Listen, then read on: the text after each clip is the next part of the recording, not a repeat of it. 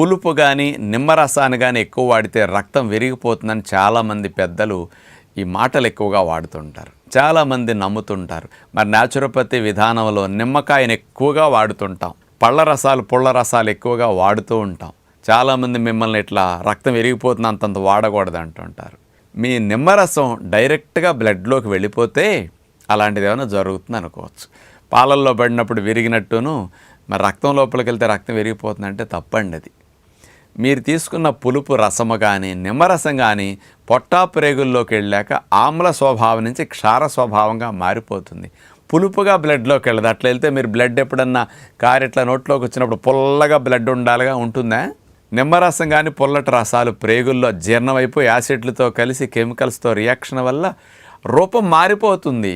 అందుకని అందులో ఉండే పోషకాలుగా అట్లా వెళతాయి తప్ప నిమ్మరసంగా బ్లడ్లోకి వెళ్ళి పాలల్లో నిమ్మరసం వేస్తే విరిగినట్టుగా రక్తం విరిగిపోతుంది అంటే అపోహ మాత్రమే. పుల్లటి వాడినప్పుడు పళ్ళు పులిసి భోజనం సరిగా తినరని పెద్దలు చెప్పిన ఒక మాయ మాటే తప్ప ఇందులో యథార్థం లేదు. నిమ్మరసం పులుపు డైరెక్ట్గా పంటికి తగలకూడదు, ఎనామిల్ ఇరిటేట్ అవుతుంది.